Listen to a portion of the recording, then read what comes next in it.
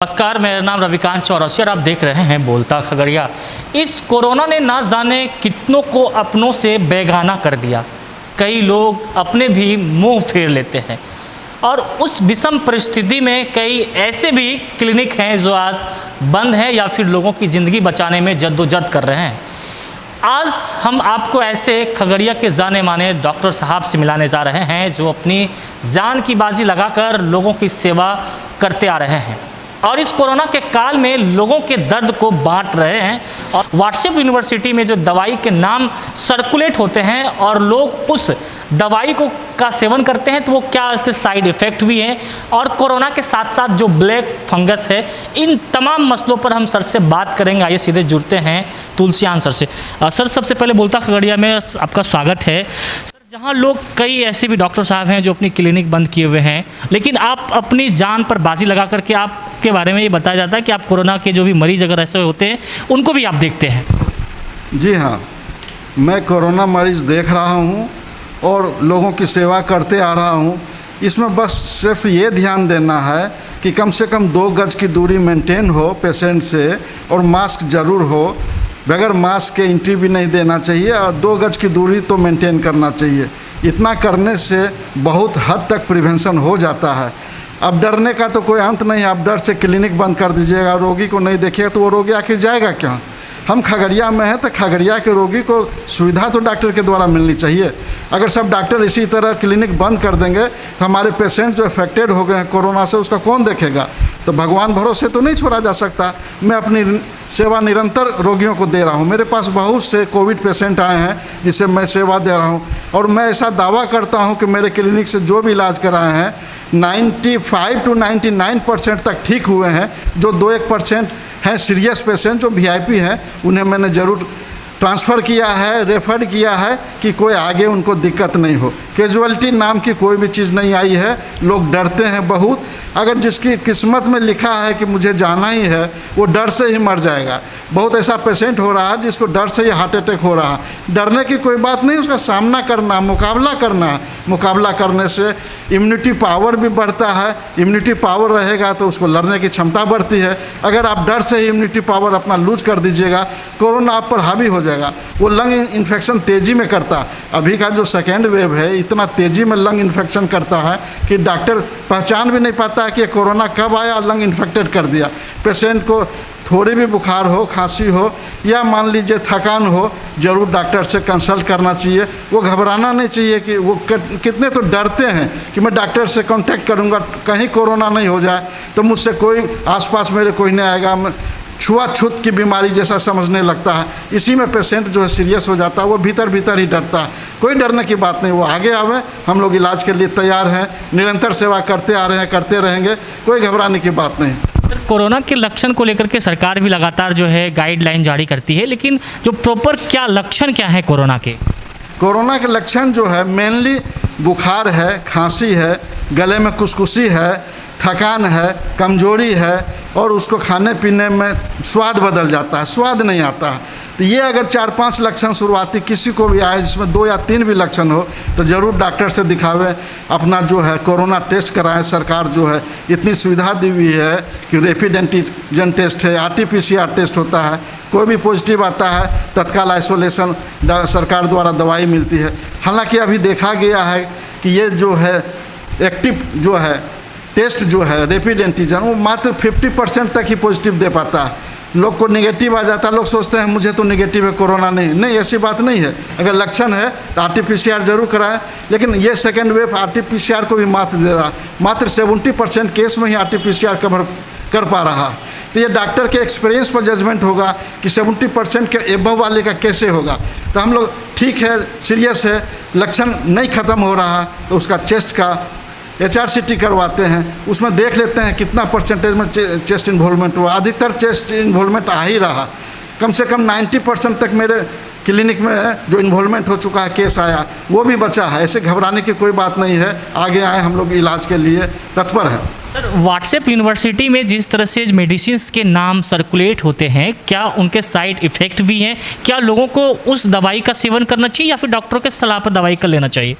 नहीं, डॉक्टर के सलाह पर लेना चाहिए। ऐसे व्हाट्सअप सर्कुलेशन इतना मेडिसिन, कभी कोई मेडिसिन का होता है, कभी कोई मेडिसिन, जो पेशेंट घबरा जाता है कि हम ये प्रोटोकॉल लें कि वो प्रोटोकॉल लें कि वो प्रोटोकॉल, ज़रूर अपने डॉक्टर के सलाह बगैर नहीं लीजिए। इसमें भी जो है बीमारी का लक्षण जो है, किसी में कुछ होता है, किसी में कोई भी रूप, किसी में डायरिया के रूप में भी आ जाता है, कोई भी फीवर नहीं है, डायरिया के लक्षण लेकर के आ जाता है, बॉडी एक लेकर के आ जाता है, उसमें भी जो है ये लक्षण पाया गया है, कोविड का लक्षण पाया गया है। इसलिए जो है ये डॉक्टर की सलाह तो बहुत ज़रूरी है, सिर्फ सर्कुलेशन से नहीं काम चलेगा। डॉक्टर जजमेंट करता है कि यह किस स्टेज में है, कैसे हमको इलाज करना है, कौन दवा कितने डोज में लेना है, मिसयूज़ तो नहीं हो रहा दवा का, सबके लिए एक ही दवा तो नहीं होगी, सब हर एक डिफरेंट मतलब सिम्टम लेकर के आ रहे हैं, तो कुछ तो 19-20 होगा कि प्रॉपर जो है खांसी है, बुखार है उसको भी देखें, डायरिया है उसको भी देखें, बॉडी एक उसको भी देखें, जिसको कुछ नहीं है कोरोना है तो कैसे इलाज करें, सबका अलग अलग देखने का नज़रिया है हम लोग। सर, खान पान को लेकर के क्या कुछ सावधानियां बरतनी चाहिए लोगों को? खान पान के लिए अगर कोरोना अफेक्टेड हो गए हैं तो ठंडा चीज़ का एकदम सेवन नहीं करना चाहिए। ठंडा पानी है, आइसक्रीम है, चाहे कोल्ड कोई भी चीज़ हो नहीं लेना चाहिए। गर्म पानी से, गर्म पानी का भाप लेना चाहिए, गर्म पानी लेना चाहिए और ठंडा चीज़ से अवॉइड करना चाहिए। उससे क्या होता है, गर्म लेने से उसका जो वायरस का जो मल्टीप्लिकेशन है वो बहुत हद तक कंट्रोल हो जाता है, वो आगे बढ़ने की उसकी क्षमता नहीं रहती है। हो सकता है थ्रोट से ही वो वापस हो जाए, लंग्स में नहीं जाए, इससे बहुत बड़ा बचाव होता है पेशेंट का। अगर लंग्स में चला गया तो वो उसको कोई दवा नहीं है, तो फिर तो उसका हम लोग इलाज करते हैं, करते आ रहे हैं, करते रहेंगे पेशेंट को, लेकिन घबराना नहीं। कोरोना के बाद अब जो है ब्लैक फंगस का जो है एक प्रकोप आ रहा है, और खगड़िया में भी इचौरवा जो है अलोली में पड़ता है सर, वहाँ पे एक व्यक्ति को देखा गया है। तो ब्लैक फंगस को लेकर के लोग कैसे अवेयरनेस रहे और उनकी कैसे पहचान करें? ब्लैक फंगस जो अभी के दौर में ब्लैक फंगस आया है, ये भी एक बहुत बड़ी महामारी का रूप ले रहा है। दिन प्रतिदिन देखा जा रहा है कि सब जगह बढ़ रहा है। इसकी सावधानियाँ है कि लोग जो है कोरोना काल में स्टेरॉइड का प्रयोग मतलब क्वेक द्वारा बहुत ही हो रहा है, तो इस स्टेरॉइड से भी बचना चाहिए। ये एक मिस यूज़ होने से भी फंगस को आप इनवाइट कर रहे हैं।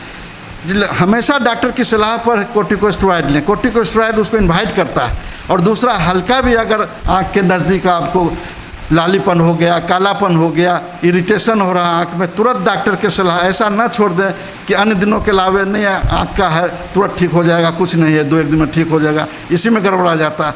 मैं तो यही सलाह दूंगा स्टेरॉइड पर, क्वेक लोग को भी मैं सलाह देता हूँ कि आप स्टेरॉइड जो है बगैर डॉक्टर की सलाह के इस्तेमाल ना करें। ये इन्वाइट करता है, फंगस को निमंत्रण कर रहा है, इसलिए इसके बचाव भी बहुत ज़रूरी है स्टेरॉइड के। वो डॉक्टर ही जजमेंट ले पाएगा कितनी डोज में किसको कितना दिन देना और कितने दिन से स्टार्ट करना है, ये बहुत बड़ा महत्व है।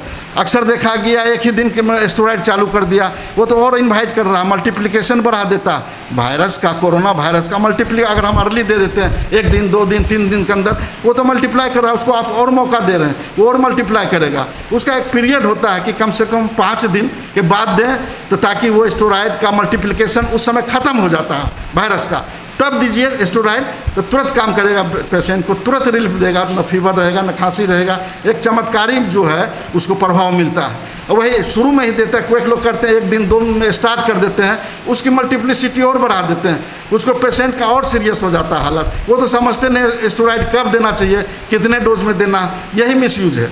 इस मिसयूज को सभी आदमी जान लें कि नहीं होना चाहिए, इसलिए फंगस से बचा जा सकता है। फंगस का थोड़ा भी संभावना हो, डॉक्टर से सलाह लें।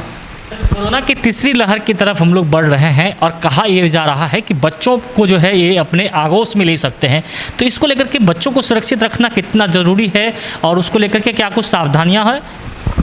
देखिए, बहुत बड़ी इसमें है कंट्रोवर्सी। तीसरी लहर जो है, वायरस तो अभी तक चेंज नहीं हो रहा है, ये म्यूटेशन होता है, म्यूटेशन के द्वारा वो जीन में परिवर्तन हो जाता है। फर्स्ट वेव से सेकेंड वेव में म्यूटेशन हुआ, इस म्यूटेशन का मल्टीप्लिकेशन बहुत है, संक्रमण दर जो इसका बहुत ज़्यादा है। अब तीसरी वेव में म्यूटेशन हो पाता है या नहीं पता, उस पर डिपेंड करता है। अभी से लोग अनुमान लगा रहे हैं, ये ठीक नहीं है। तीसरी वेव का हो सकता है यही स्ट्रेन रहे, तो जो अभी का है वही रहेगा। बच्चे को जितना अभी भी थोड़े बहुत इफेक्टेड हो रहे हैं, उसी तरह होंगे। क्यों बच्चे को होंगे? हाँ, ऐसा कि म्यूटेशन का चेंज हो जाए, बच्चे पर ही उसका ज़्यादा इफेक्ट हो, तब कहा जा सकता है। अभी भविष्यवाणी करना ठीक नहीं है, कोई भी करते हैं ये अनुमान सही नहीं निकलेगा। जब तक उसका म्यूटेशन अगर कोई चेंज नहीं होता, इसी लहर की तरह वो आएगा और वो निकल जाएगा। हाँ, म्यूटेशन चेंज होगा तो फिर आगे देखा जाएगा किस तरह का म्यूटेशन आता है।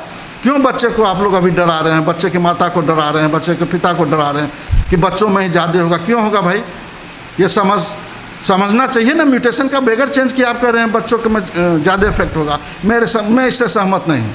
सर, जैसे कि अभी बताया जा रहा है कि कोविड के दौरान जो गवर्नमेंट ने लॉकडाउन वगैरह लगा रही है, तो इससे कितना क्या फ़ायदा या क्या सही मायने में जो चेन है या एक संक्रमण बढ़ने का जो रेशियो है उसमें कितना क्या कुछ गिरावटें आती है, जो ये क्या तथ्य? हाँ, ये तो सही है। शुरू से जो है 2 गज की दूरी है, ये सही माने में दूरी रखना चाहिए। अगर एकदम डायरेक्ट कांटेक्ट में है तो आप संक्रमण बढ़ाते हैं। अगर आपने 2 गज की दूरी है, इतनी दूरी पर संक्रमण देखा गया है कि बहुत ऐसे तो हवा में भी ये फैल रहा है, हवा के माध्यम से भी संक्रमण होता है। दूसरी लहर में हवा के माध्यम से बहुतों को हुआ और तेज़ी रफ्तार से हुआ। लेकिन 2 गज की दूरी और मास्क है ज़रूरी।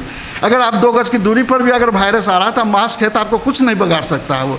इसलिए इतनी दूरी और मास्क पहनना अपने लिए और पेशेंट के लिए भी, सबों के लिए बहुत ही आवश्यक है। इससे बचा जा सकता है। आप 2 गज की दूरी खाली मेंटेन कीजिए, मास्क लगाइए। हाँ, मास्क बहुत ज़रूरी है। अगर मास्क नहीं रहेगा तो 2 गज की दूरी पर भी आपको संक्रमण हो सकता है। सर, इस कोरोना को लेकर के बहुत सारे लोग अपने घरों में ऑक्सीजन सिलेंडर का जो है वो बचाव के लिए रखने लगे हैं। क्या उन्हें रखना चाहिए ऑक्सीजन सिलेंडर, क्योंकि इस तरह से मार्केट में किल्लत हो रही है? और ऑक्सीजन की कब ज़रूरत होती है? और इसके अलावा रेमडेसिविर इंजेक्शन को लेकर मारामारी है, इसको कैसे देखते हैं आप?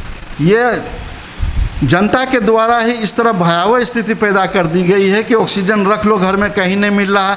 ये तो काला बाजारी हुआ। रेमडेसिविर रख लो, कहीं नहीं मिल रहा है, काला बाजारी हुई। अरे ज़रूरत पड़ेगी, सरकार इतना ऑक्सीजन का इंतज़ाम कर रही है, आपको ज़रूरत पड़ेगी ज़रूर लीजिए। इसके लिए सरकार का दरवाज़ा खुला हुआ है। बहुत सारी संस्थाएं हैं हमारी जो कि ऑक्सीजन देती है। सब आदमी सिलेंडर रखने लगेंगे तो ऑक्सीजन की नेचुरली कमी हो जाएगी। जिसको मिलना चाहिए उसको नहीं मिलेगा। ऐसे शौकियाना ऑक्सीजन तो लगाना भी नहीं चाहिए, उससे और भी हार्म होता है। लोग ही समझते हैं कि ऑक्सीजन लेंगे तो हमको और बहुत स्वस्थ रहेंगे। सो बात नहीं है। ऑक्सीजन का रिक्वायरमेंट हो 90 से बिलो आवे तब आपकी इंडिकेशन बढ़ता है। तो आप जब तक 90 से बिलो नहीं आता है, आप 93 लेवल में भी, 94 में, 95 में, 97 में लगाते जा रहे हैं कि एक बचाव के लिए, नहीं, बहुत गलत है। वो तो साइड इफ़ेक्ट हो जाएगा आपका। एक्सेस ऑक्सीजन भी प्रभाव से ज़्यादा लेने से भी, मात्रा ज़्यादा लेने से ही आपको साइड इफ़ेक्ट आता है उसका। इसलिए उससे बचें और कालाबाजारी का सहयोग न करें और घर में न रखें एक्स्ट्रा सिलेंडर। कोई ज़रूरत नहीं है, कोई ज़रूरत नहीं है मेरे ख्याल से। समय आवेगा, आपको है तो सरकार है, बहुत संस्था है, आप उस समय लीजिए, आपके लिए सब देंगे। अगर इस तरह रखिएगा हर एक घर में तो ये तो कमी हो जाएगी ऑक्सीजन की। हमारे साथ बात कर रहे थे खगड़िया के जाने माने डॉक्टर जो है RK तुलसियान सर थे, जो कि बेखूबी से, बेबाकी से उन तमाम सुझावों को आपके बीच रखा है। अब मानना और तय करना तो आपको ही है, क्योंकि आपकी सुरक्षा आपके हाथों में है। और आप कैसे खुद को संभाले रखते हैं इस कोरोना के दूसरी लहर में और आने वाले तीसरी लहर में, और ब्लैक फंगस से आप कैसे खुद को सुरक्षित रखना चाहते हैं, इन तमाम चीज़ों पर बेबाकी से अपनी बात को रखें। और डॉक्टर जो है RK तुलसियान सर कोरोना के भी मरीजों को देख रहे हैं, और ये एक सराहनीय पहल है। जहां लोग अपने क्लिनिक को बंद कर बैठे हैं, बहुत सारे ऐसे डॉक्टर हैं, तो उन डॉक्टरों के लिए एक सीख है और एक सबक है कि आज ऐसे जो अपनी जिम्मेदारी को बेखूबी से, अपनी जान की परवाह किए बगैर निर्वाह कर रही है, ऐसे डॉक्टर साहब को बोलता खगड़िया की सलाम है। बहरहाल अब तक के लिए इतना ही, धन्यवाद।